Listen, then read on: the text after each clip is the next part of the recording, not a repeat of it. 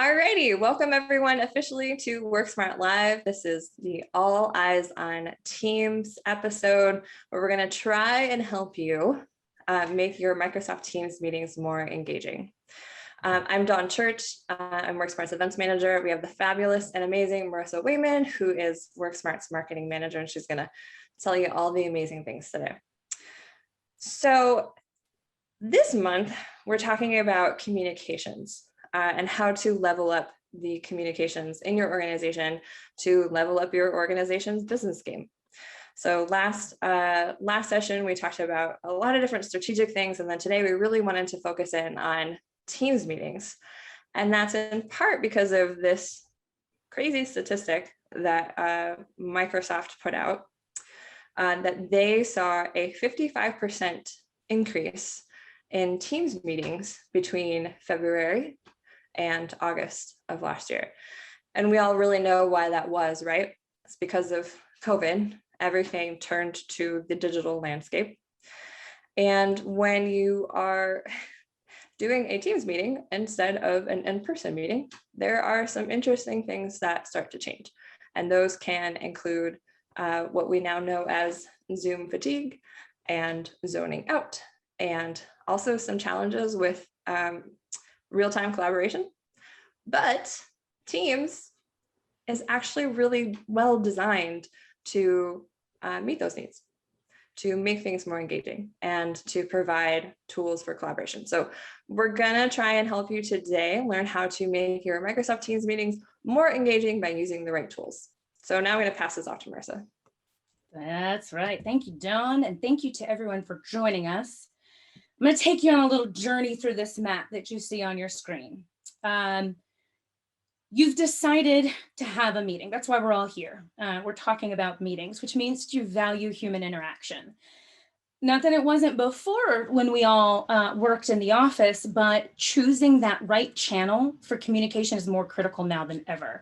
As Dawn said, it was so important that we talked about it in 2 weeks ago in the webinar, and then we talked about it in the last series and the series before that.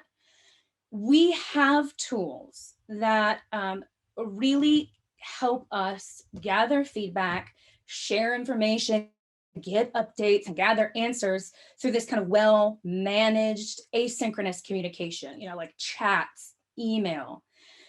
So we should be mindful of scheduling our time in a way that allows us to make the most meaningful connections. So good reasons to meet are going to be things like discussing problems, making big decisions, talking through sensitive issues, coordinating big projects with lots of moving pieces.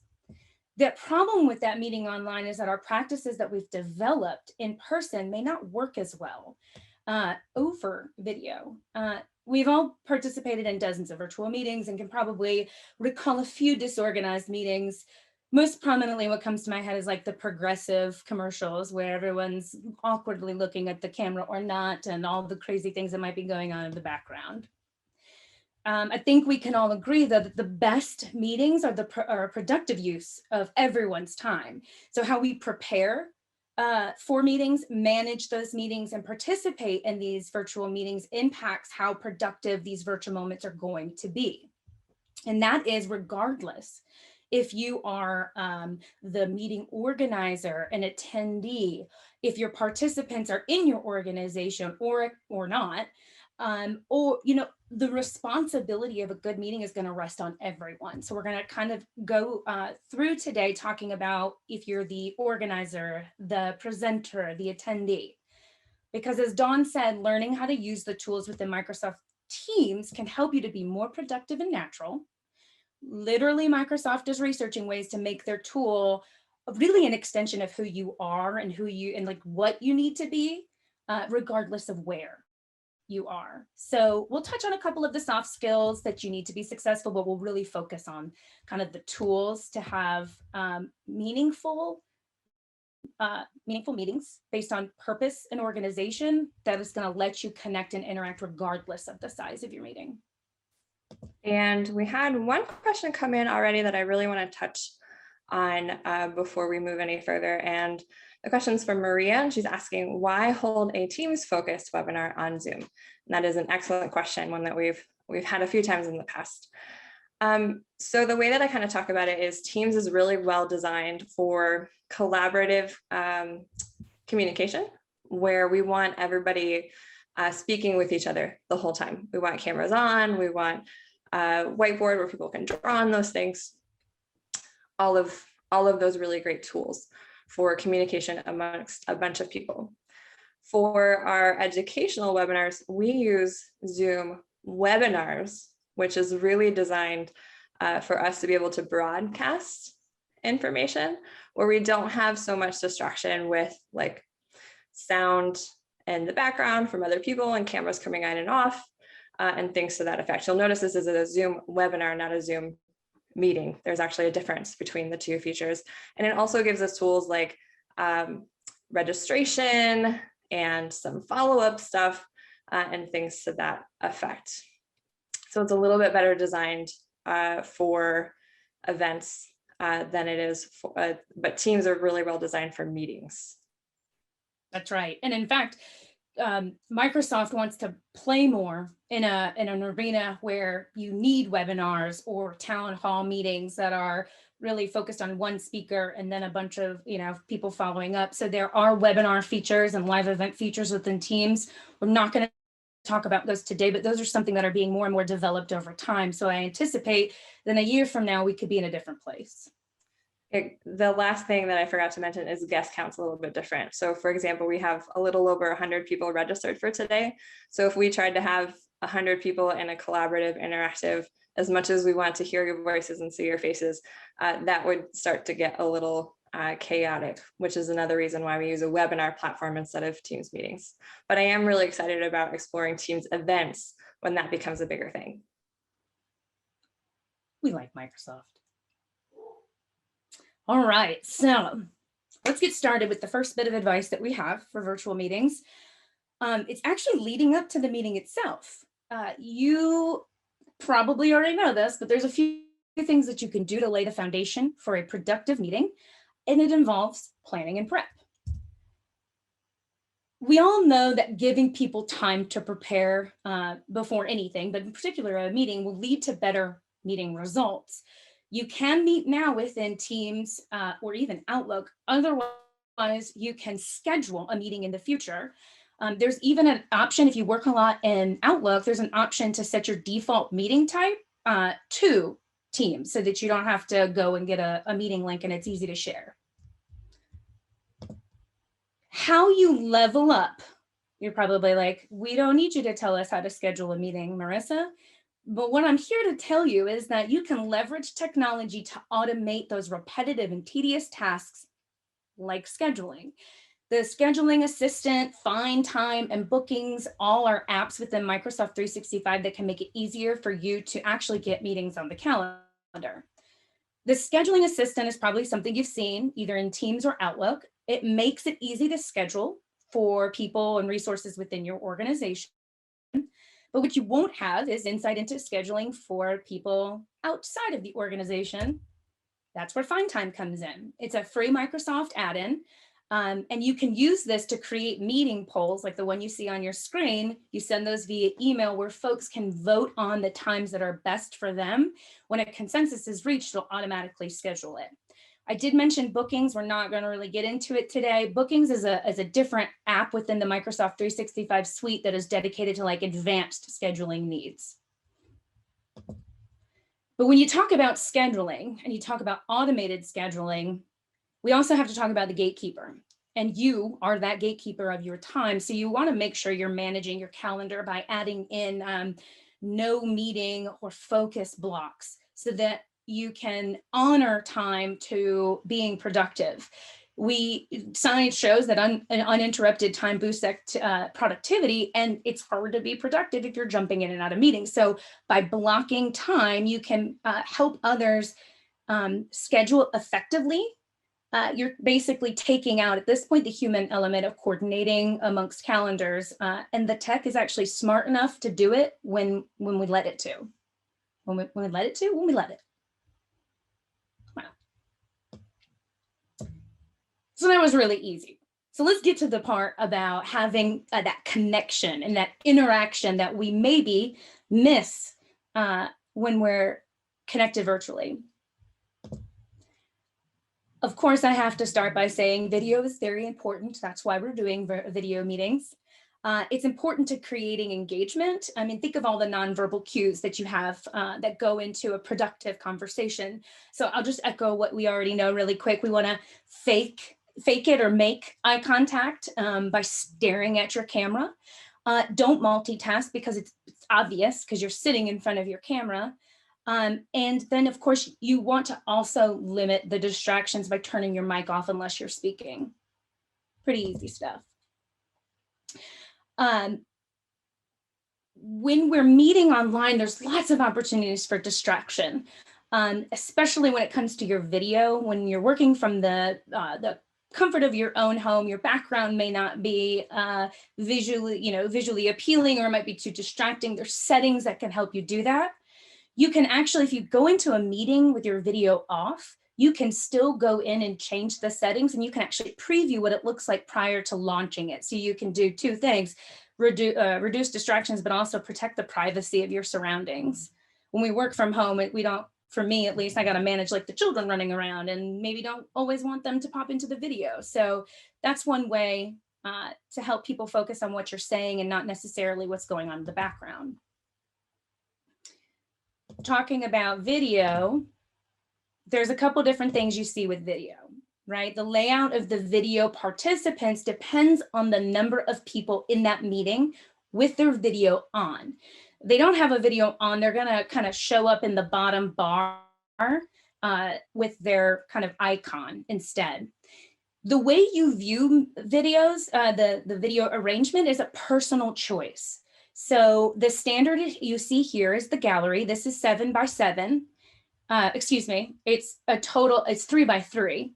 The next one is actually the large gallery mode, which is a 7 by 7. And this is going to let you see more people as long as you have at least 11 attendees with their video on. So if you want to get to this place where you want to see more people, tell everybody to turn their video on.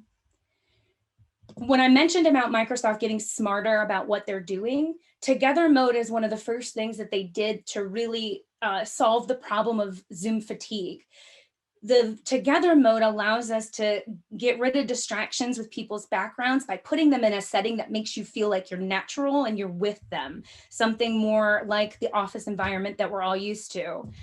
It's the idea is to help make it more comfortable for you, but it's also shifts everyone to be looking at the speaker. And so it's easy for you to pick up on nonverbal cues from a group instead of just the individual video boxes. Now, all of this is accessible like through the menu. There's a little ellipses at the top that gives you more options. When you have the options available, they will be presented there. Otherwise, they'll be grayed out. Now, the thing with videos, the more people you have, the more distracting it can be. So you do have the option to limit distractions with video by switching to something called the focus mode, which will essentially minimize all videos and focus only on the content that's being presented. Alternatively, if you want to focus on a human, you yourself can pin a video, which will allow you to see that person and not change it for anyone else. Or you can step into the spotlight by choosing to spotlight someone for the whole group.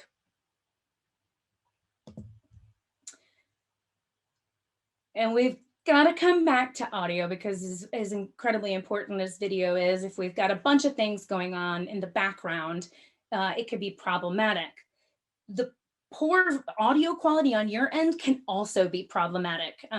So I want to stress that mic off is important, but when your mic is on, we have to have the right technology. So using an external mic, whether it's your headphones from your iPhone or an actual stand-up microphone, can do a lot to increase the professionalism of your online meeting. And believe it or not, you can actually add soft furnishings to the room that you're in to help minimize the impact of hard surfaces. So like drapes and towels and blankets over hard surfaces can actually help as well. But then the part about audio that we can probably all resonate with is that sometimes it's necessary to mute others, not just yourself. especially when there's a lot of background noise. I mean, I have been in a number of meetings where somebody has said your keyboard typing is very distracting.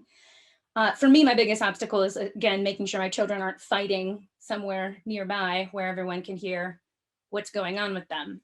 Luckily for my peers, you can mute other participants by looking at the meeting roster. They will be notified if they've been muted. And so they don't, do the awkward thing where they try to talk and realize they've been muted.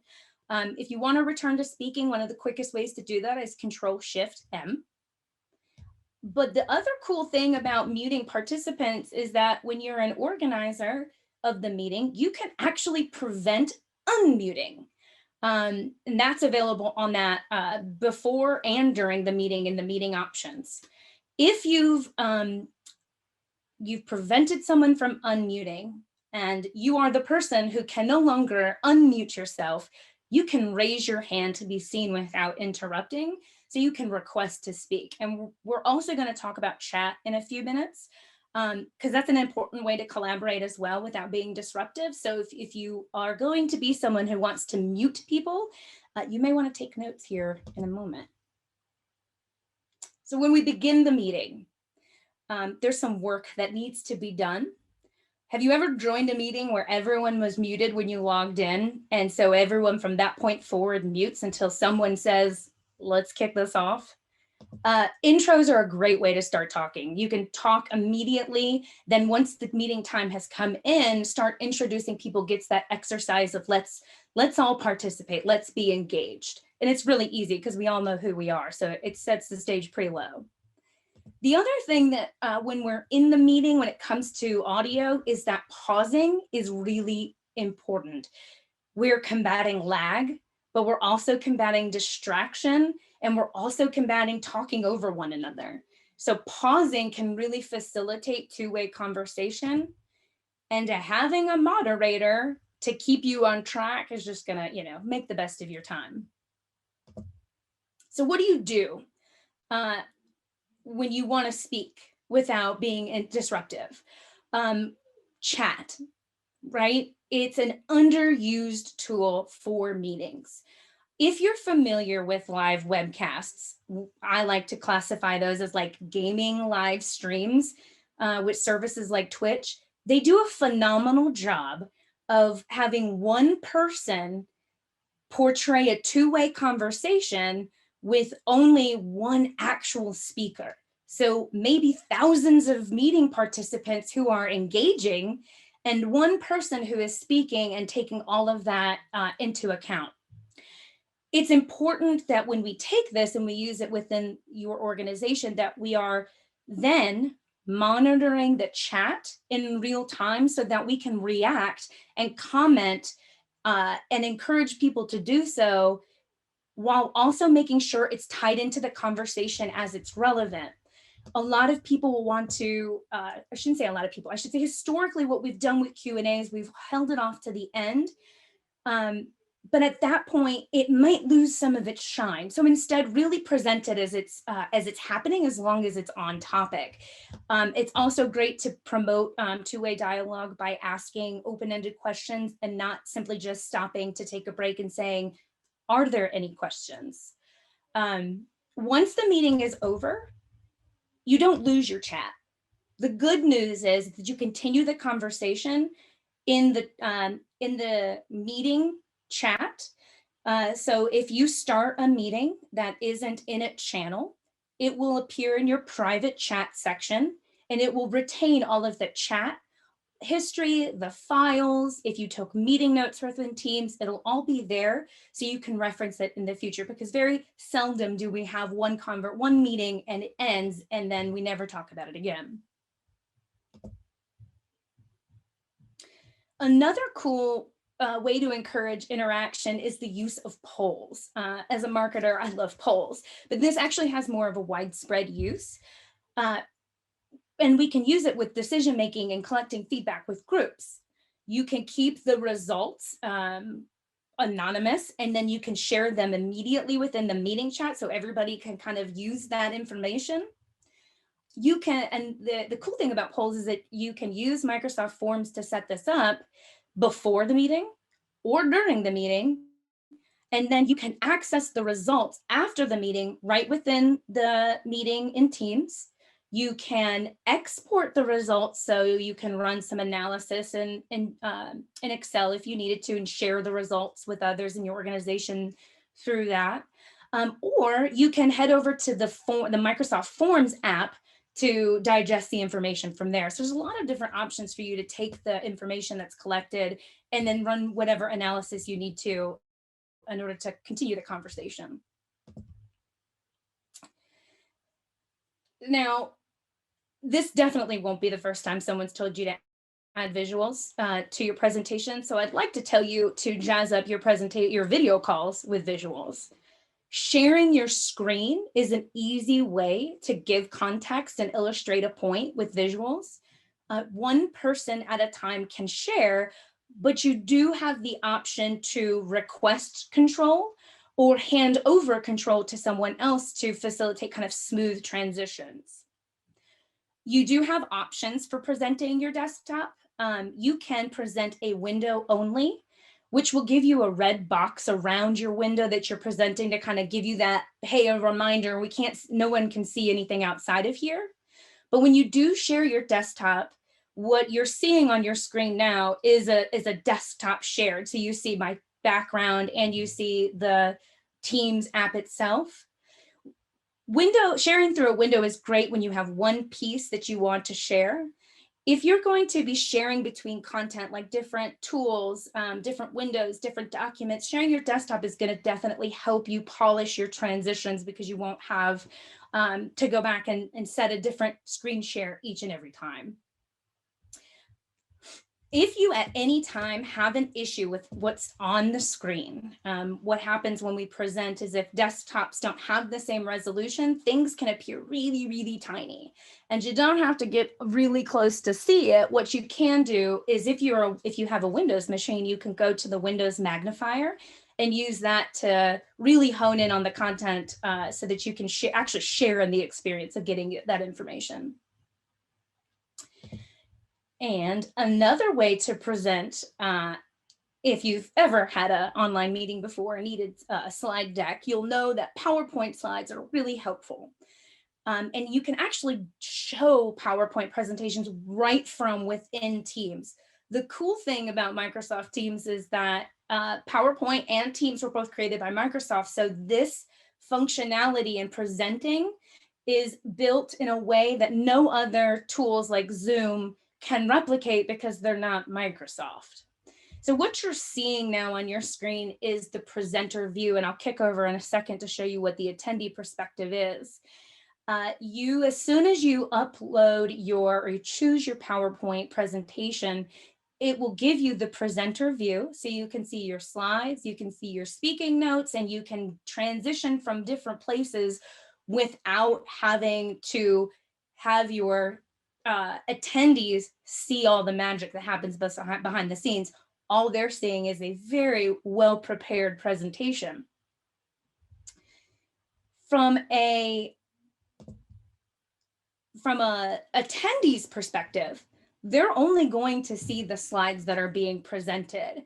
As the presenter advances through the slides, you're obviously going to see that. But if we flip the script, what you can do is you see this little bar on your screen. It's like another menu option. This is what's different from other tools. You have the option to navigate through slides on your own without interrupting the actual presentation. This is done through the PowerPoint kind of powered in the web. That's how that's enabled. And if you, as a presenter, want to lock that function to prevent people from skipping ahead, you most certainly can. And since most conversations aren't just one person speaking to a group of people, if someone else in your meeting is marked as a presenter, they will be able to take over your slide deck. So let's say Dawn and I are sharing a presentation, and instead of having to stop sharing my screen so that she can pick up from her slide deck. She can actually request control, or I can give her control, so she can immediately pick up from where I'm sharing the slide deck and move forward with it. And as soon as she does so, she's going to be presented with the same presenter view. So she goes from attendee to presenter with no one knowing, except, you know, the meeting organizer and her. The next phase of kind of collaborating together is around the idea of, I skipped through a slide, backing it up. Collaboration and brainstorming is more than just sharing visuals and presenting a slide deck. It's also about brainstorming. And when we were in the office, a lot of times we leverage things like a whiteboard or a flip chart to kind of visually organize everything. When we talk about using Microsoft 365, we can certainly do that with the web apps like Excel Online and co-authoring in Word. But another really cool tool is Whiteboard. This is a Microsoft app that is built into Teams. When you go to share content, you'll see a whiteboard option. And when you click on that, it presents this digital canvas, this nice white space that allows you to add text and graphics and kind of organize things. When you create this from within Teams, you, the person who's shared it, are the author, and everyone else can see it. But there's more. You can level up your brainstorming collaboration by using the desktop app. If you see on your screen this little open in an app button in the right, that will open up the Whiteboard desktop app, which has more functionality, so more things that you can put onto the whiteboard, the digital canvas itself. But one of the key things is that it lets you share that whiteboard with other people, so everybody can work on it in real time together instead of just watching that one person do it. So it's a pretty neat feature for groups that like to get together and do things like SWOT analysis or quarterly planning, and making sure everybody's voice is heard and not just doing it through an Excel spreadsheet. Because after a while, Excel kind of takes away the creativity in kind of brainstorming. On a similar note, we are talking about note-taking, similar note-taking. Meeting notes are kind of really important when we talk about ending the meeting and moving forward. This is that one source of truth that everybody can kind of leverage to walk away with clear objectives. You know, what are the next steps? Who's responsible for them? That's kind of important. When are those going to be due? When will the next meeting be? Everyone should be taking notes, but having one designated person to do that kind of one truth is incredibly important. And you can do that right within Teams. Also, side note, we are going to talk more about OneNote because my personal preference is meeting notes within OneNote because there's a lot of really cool features to take the meeting details and import them. And I didn't add that here because next month we're going to be talking about productivity, and we are definitely going to talk about more about OneNote. But in general, research shows that taking notes by hand is actually a great way to remember absorb the material. So it's recommended that everybody take notes. And when they do their own personal notes, it's important to do so on paper. But this kind of one source of truth is really important to have in a place where everybody can access it. And the tools, the online tools that are available for that will definitely help kick it up. Now, on that note, we've all reached a high score. Let's just give ourselves a pat on the back. We are all meeting online. We've been doing so for a year, and we are really looking right now to level up by leveraging the tools that are going to help us have meetings with organization and purpose so that we can connect and interact. And on that note, I'm ready to take some questions. Yes, all the questions. We are absolutely happy to answer any questions that you might have so far. Marissa, one thing we haven't talked about yet is meeting recordings. Can you talk a little bit more about how recordings work within Teams, where the final files are stored and all the things to that effect? Absolutely. Here's what I'm going to do. I'm going to switch to my instance of Teams real quick. All right. And kind of, I'm going to see if I can pull up let's see.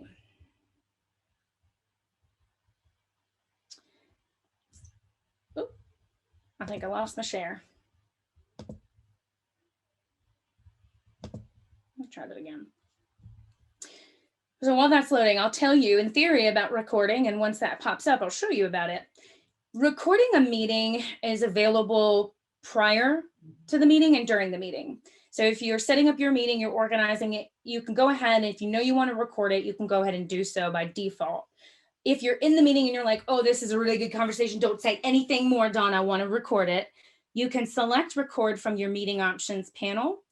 And what happens is it'll notify everyone on the call that you are recording. And then once the meeting is over, in that meeting chat, whether if it's in a channel, your meeting will store in that channel with all those, the chat history, the files. In the chat of it, you will see a recording file. That is actually stored using Microsoft Stream. That's the Microsoft 365 kind of enterprise video software. It's like your internal YouTube. So that everyone in the organization can access them, or the people that you need to access them can, because you can set permissions on who can get a hold of them. But they become they stay available for you associated with your meeting. So while we are on the note of recordings, we have a question from Kevin that says, how can you send the recording of the meeting to someone who doesn't have Office 365? And I have a suspicious, I'm pretty sure that it has to do with your internal license and how that's set up, right, Marissa? So external sharing is dependent on how your administrator sets up your Microsoft 365 account. When it comes to Stream, however, there is no option currently to share externally. You would have to take that video file and store it. Let's say, it renders in like a video format, like an MP4. You would then transfer that to like a OneDrive location. And as long as you have external sharing set up, there's a couple of options. You can limit it and not let anyone have access externally, or you can limit it to somebody who has a valid Microsoft 365 account, or you can just open up to anyone you send it to, and they'll be able to access it that way. Microsoft is actually working on solving this problem, and it's on the roadmap for 2021 to be able to default all of that recording to actually store in OneDrive and SharePoint, so that becomes much easier of a thing to do. So I saw a note in the chat feed. Somebody is saying that they're seeing two split screens right now.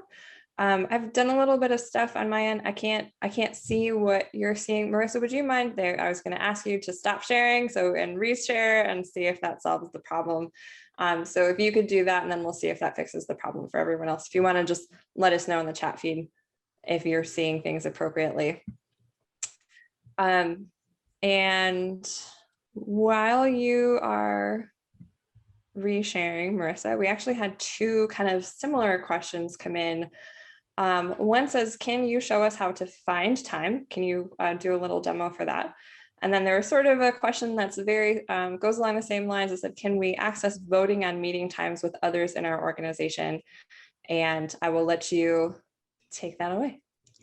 Yeah, so I'm gonna share my screen, and you guys are gonna see because I'm gonna share my whole screen, which means you're going to see my face and Dawn's face again. Bear with me. It's from the taskbar. I'm gonna pop open my browser.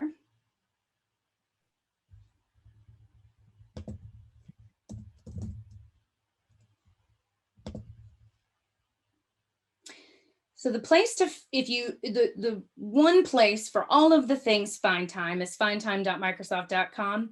This used to be a tool that was widely used in Microsoft. Then they took it away and everybody got really angry, so they brought it back.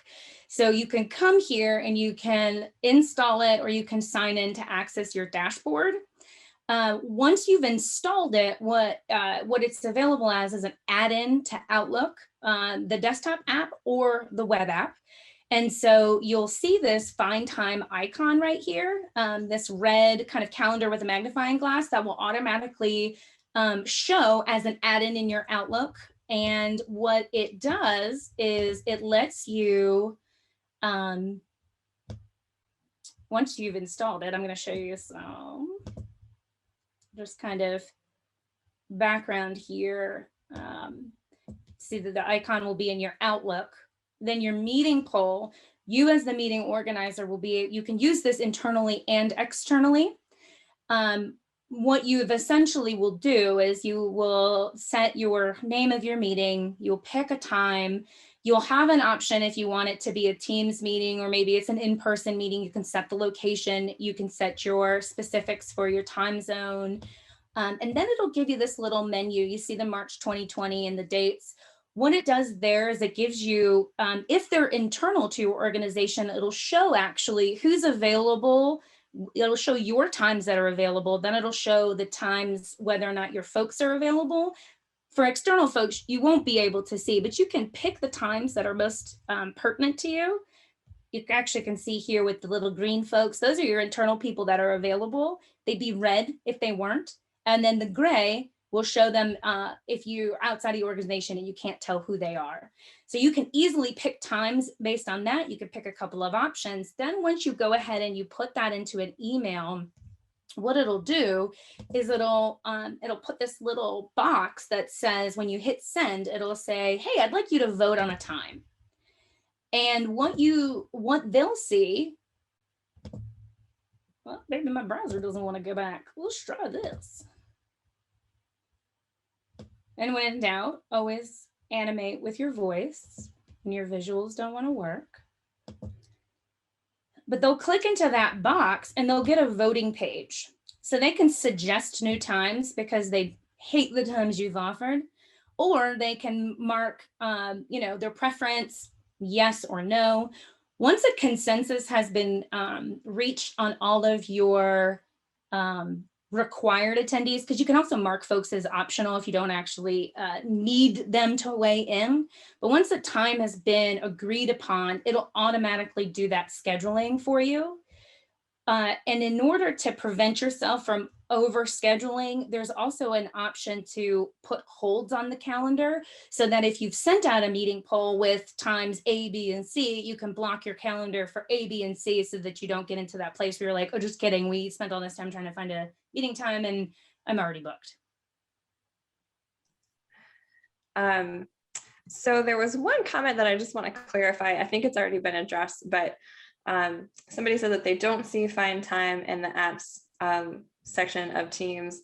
And I'm pretty sure that that's just because it doesn't currently integrate with Teams. But if you want to use Find Time, you can go to that website, and it's also an Outlook plugin. And is that right, Marissa? That is correct. Yes. But internally, you could use the scheduling assistant to do a very similar thing when everybody is in-house. And that is a part of Teams. And it's one of my favorite things, because I really don't like the back and forth of trying to schedule things. Right. Mm-hmm.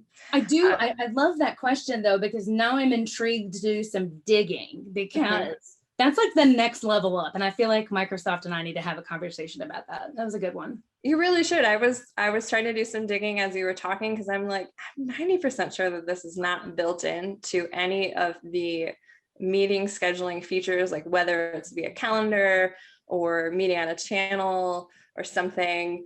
And it's not anywhere. It's not in the apps. It's not in the chat apps even. It should be. It needs to be. So you call Microsoft doing it right now that we all agree that this needs to change. But scheduling assistant is a lifesaver for sure for internal planning. And I will say that if you're scheduling with people enough that it would save you time to be able to have access to their calendar. There are ways to share calendars, but you can also promote them to a guest user within your Microsoft 365 tenant so that they can have access to, or they can share in the tool set that you're using, and you don't have to license them as if they were an actual user. So kind of evaluating your position as a company on whether or not there would be some value in having folks as guest users could really help you leverage that scheduling assistant. So we have a question about scheduling assistant, but before we move into a different screen, actually, if you want to move on over to Teams to demo scheduling assistant while I ask you this next question, that's probably good. So we had a question that said, is there a max number of presenters per meeting? Man, that's a stumped question. I don't believe so. I'm pretty sure that the answer is no. But there are settings that you can enable to restrict how many people in your meeting can present. And when I say how many people, I mean lock it down by they have to be designated as an organizer or something else to that effect. And I believe that there's another setting that disables screen sharing while someone else is sharing. That's correct. But I will need to, I don't know if there's anything that caps or limits the number of people who can share at a time. That's a great question. This question was sent in anonymously. If you want to send me a message directly, if you feel comfortable with that, with your email address, I'm happy to take a look and we'll send you an email later just to double check our answers. But when you're designating people, when you are organizing the meeting, you have the options to set who can, obviously you're the organizer, you can't promote someone else to be an organizer. There's only one in the meeting. Do you know that? Your presenters are people who basically have been elevated to have similar permissions to you, and they can do things like screen share.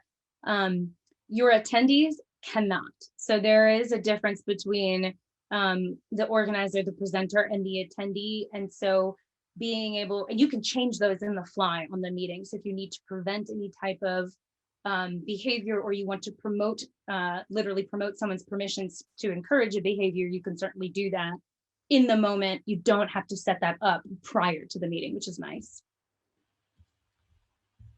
I've got my Teams open. Are you ready for some scheduling assistant? Is that what it sounded like? Yes. And just to acknowledge, we are right at the end of time, so we'll go through this real quick. And if you can hang around, great. And if you need to leave, we'll send you the recording tomorrow. So the question was just, where do I find scheduling assistant? Sure. So if you come into the calendar function in Teams, because I'm going to demo it in Teams, but you can absolutely access the scheduling assistant in Outlook. When I go to create a new meeting, what it's going to do is it's going to bring me right to the default meeting details. So I can pick who I'm going to meet with, what I'm going to call it. I can select optional people. Now, in order to make this work, I have to add in a person. Well, let's find a person. Let's talk to US sales. They always want to have a meeting. Now, it's suggesting times. It's inherently suggesting times because it's pulling from the scheduling assistant and seeing where we're all available.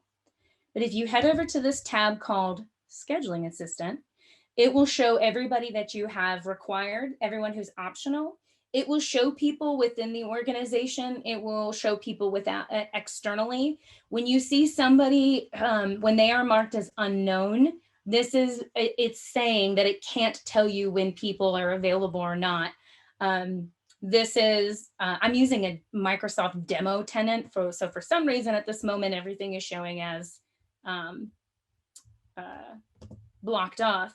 But what you would see here is you would be able to go through the calendar and you would be able to see when there are chunks of time available and when there are not. Let me see if I can back out and pull another, if I can make this look a little bit prettier so you can actually see what I'm talking about. But this purple line here is actually going to be the meeting that I'm suggesting. So you can change and schedule all of these things right here. And then move back into your detail section to finish the rest of it. So for example, if somebody has a meeting, it'll show up as like a color block, like a solid color block, and you'll know that they're booked for that time. It'll also, if you selected that time, it'll show in text under their name, it'll say busy. But it's really easy to like visually, actually you can see it now, you can see Megan Bowen has something happening at 12. So you know that your schedule doesn't align there. But it'll also show free times where it does align. So it's really great to plan, especially when there's a lot of people involved. And this information is just being pulled from your Outlook calendar. And so if you've marked yourself as showing as busy or tentative, or you've marked something as private, those things will appear in the same fashion. So you're not giving someone more access to the calendar than you want. So that was our last question for today. Because we answered all of the questions and nobody has any more? Or is it because we're at time? Well, it's because we're at time, but we did just have one more question come in, and it says, how do you start the meeting once it is scheduled? If you want to demo that real quick, it's pretty easy. I sure can, because we just scheduled a meeting and I have to remember where I sent the meeting. Actually, let's just pull up in the benefits update because it's right here. When it's time for the meeting, it will actually show on your Outlook calendar. It'll say there'll be a little purple button, purple for Teams, and it'll say join online, and you can click that button and it'll prompt you to either join via a web page or join via that desktop app. So also when you're in your calendar and we're coming up on a meeting, it'll have that same join button, but because the meeting is not in the near future, you don't see that. Let me go to a meeting. You can schedule a meeting for now and it should show you the join button. Let's see. Would be my pro tip. Let's go back to Miss Megan Bowen because we saw that. Okay, we're gonna start it at 3. We're gonna send it. Okay, we've got a meeting scheduled. Super. So what I'm gonna do now, oh, it still doesn't have it on there. But when I click into it, it'll show me all those details. Now we've got our chat, we've got our files, everything we kind of talked about before, all of that is here. And then when we're ready to join the meeting, because this is important, if there's things you want to send to people ahead of time, you can now have the conversation. But when you're ready to actually join, you just go ahead and join. Mm-hmm. You can access that from your calendar in Teams. You can access that from your calendar in Outlook. It's the exact same thing. You just open it up and click join. There was one quick question about can all participants draw on the whiteboard simultaneously? Yes, they can. It depends on how you're opening whiteboard. So if you are in a meeting and you go to share your desktop, and when you share your content, you'll have the option to, let me just go into a meeting real quick. Let me join this meeting and I'll show you instead of using my words. Visuals help people learn. 1 second to turn off it's not gonna let me do my video anyways. Let me mute. Let me do this. Fingers crossed it doesn't give you all this awful sound. So when you go into here to share your content, right here, there will be an option for whiteboard as long as you have 3 people in the meeting. Oh no, just kidding, it's right here. Erase what I just said. It's right here, whiteboard. And so when you click on whiteboard, it'll create a new one and it'll allow you to interact with it and allow everyone to see it. Here, however, people cannot interact with it. What they can do is open the desktop app, and I'll just show you really quick. I have whiteboard installed because I try not to just preach about Microsoft 365, I try to use it.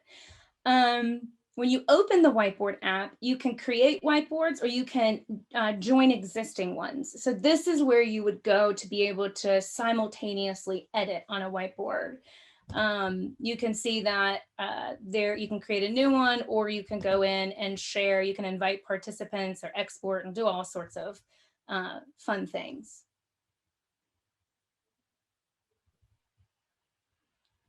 I still see your Teams meeting. I wasn't sure if you were intending to actually show whiteboard. Oh, yes, I was. Let me show you whiteboard. So if I'm looking at you like, yeah.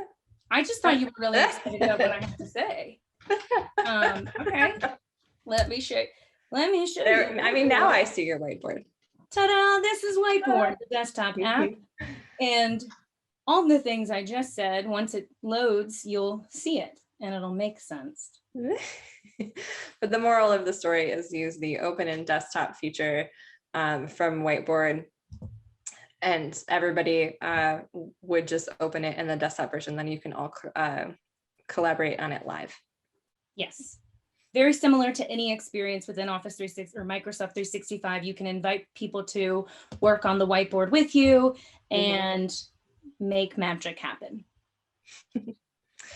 We had a comment come in to the chat that just said, in the past year, I've only been on 2 Teams meetings, and I have been on a Zoom meeting 5 to 6 times a week. I'm sorry. And then it's difficult to use Teams when most people prefer using Zoom. I understand. Zoom is very popular. It's a great tool. It's great for meetings.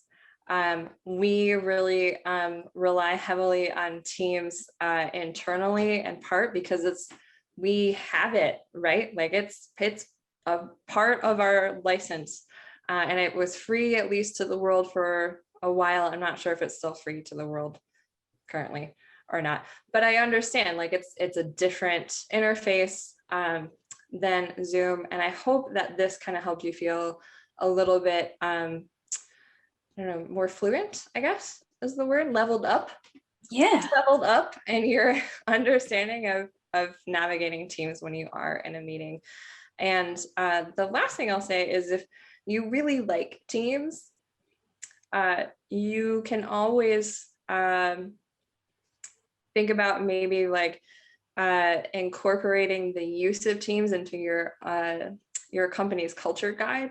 We talked about that last time, was creating a communication and culture guide so that everybody knows what tools to use for what purposes and when, and how to use them, so that everybody's on the same page. And then you don't have challenges like this where somebody's using this external thing over here and somebody's using this external thing over here, but the company really wants everyone to use this. If it's in writing and it's in an easy place for people to understand and access, and it's used by the leaders especially, then you can kind of help that become more of a culture in your workplace. I will also say that when it comes to choosing the technology you use, finding something that wraps all of your tools, that kind of it prevents silos. The thing that Zoom does is it's a great tool, but it's completely disconnected from everything.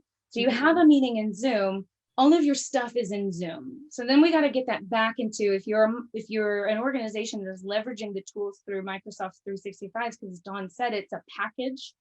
You get a lot of functionality for kind of that one price. As a small business, making smart use out of the tools can be a little disruptive at first, but the more, like Dawn said, the more you encourage it, the benefits will start to really show when you're able to use these different tools in a meaningful way to get more done easily. And that's it. Sorry that we're a little bit over time, but I'm really grateful to all of you for asking questions, because we want to help as much as we can.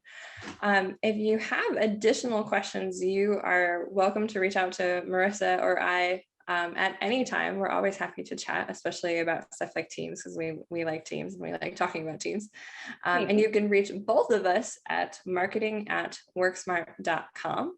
And we have a couple of other webinars coming up, so keep an eye on your inbox for those opportunities next month. And you can also keep your eye on Marissa's new screen sharing. There we go. We have Achievement Unlocked coming up in 2 weeks. about cultivating employee productivity using your Microsoft 365 strategy. And then we're going to do another skill building class for everyday technology users on using tools like OneDrive and Teams and OneNote collaboratively in the workplace. So it's a little bit more of a skill building, kind of like today, as opposed to Achievement Unlocked is a little bit more of a strategy focus. Oh, we both did jazz hands at the same time. Did we? Yes, we did. All right, everyone. I hope you have a wonderful day. Thanks for joining, and we'll see you sometime soon. See you soon.